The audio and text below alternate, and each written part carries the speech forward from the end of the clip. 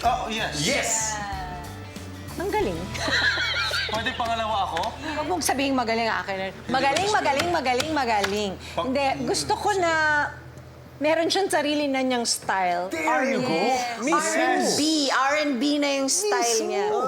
At the very young age of 11 years old, na-decide niyang kukulutan ko ang buhok na ito dahil ba dati hindi? nung araw may parlor ako. Exactly. Oo. Hindi I was very impressed. Thank you po. Very impressed. Para kang isang ibong malaya na mataas ang lipad. Yun, ganda yun eh. Kaya nga po. Kian, nag-enjoy ako sa performance mo and kagaya nga ng sinabi ni Miss Reg, may sarili kang style, 11 years old, para magkaroon ka ng sarili mong style na ganyan. That was amazing. Thank you po. Amazing. Parang hindi ka nagalingan masyado. Sakto lang. Sakto lang. Splado rin. I know, right? Pag personal. That's why I'm here. Yeah, I know, right? Okay. Not bad. Wow! Merong mga parts na hindi tumama. Pero, not bad. Tito Gary? Hindi. Ganito yun. Kala ko partner, yun na yun eh. Kian, sobrang gara talaga ng dating ng Yes. kanta mo. Thank you po. Sino nagturo sa'yo na kumanta ng ganyan? Papa ko po. Ganon din kumanta ang papa mo o nagbigay lang siya ng tips na baka pwede mong ganito yung ganyan-ganyan. Dati po kasi kumakanta po si Papa. May banda po sila dati. So exposed ka talaga sa ganitong klaseng style.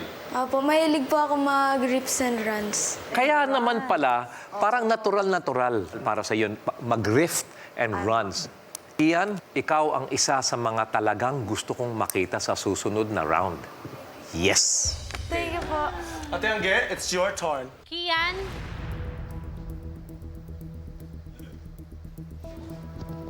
Hello. it's a yes! Thank you po. Dalawa na ang yes mo. Okay. But you need, Kian, you need 3. Usap na muna kami sandali, ah.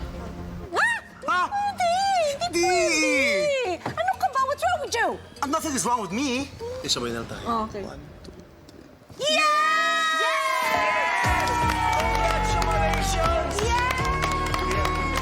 You got 4 yeses. You got 4 yeses, hindi 2, 4. Thank you very much. Congratulations. Thank you po. Thank you. Okay, do your run now. Bye, Kian! Ingat. Thank you! Thank you. Bye-bye. God bless you, Kian. Good job. Ano?